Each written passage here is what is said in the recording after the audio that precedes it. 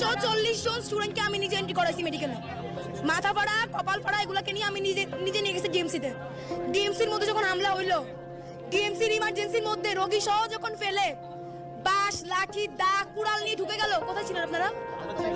আমরা মাত্র 15 থেকে 20 জন ছিলাম, আমাদের কেন কেউ সেভ করে নাই? অবশ্যই বলতে পারি, কারণ আমার মাতৃভূমি আর আমার মাতৃভূমি নাই। 1971 সালে যারা জান দিয়ে গেছে তারা থুতু ছুটতেছে এখন, যে এই জন্য আমি আমার দেশটাকে স্বাধীন করছিলাম। এটা আমার স্বাধীনতা।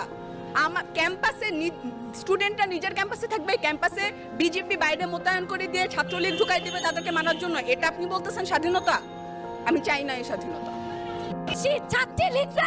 আমার বাবা কোনোদিন আমার গায়ে হাত দেয়নি, আর সেই ছেলে সেদিন আমার বুকে হাত দিছে। আন্দোলনের নামে আমাদের শারীরিক নির্যাতন করা হচ্ছে, কেন আমার বুকে গায়ে হাত দিবে? আপনার লজ্জা থাকলে আপনি বলতেন, কেন ইডেনের মেয়েদেরকে এভাবে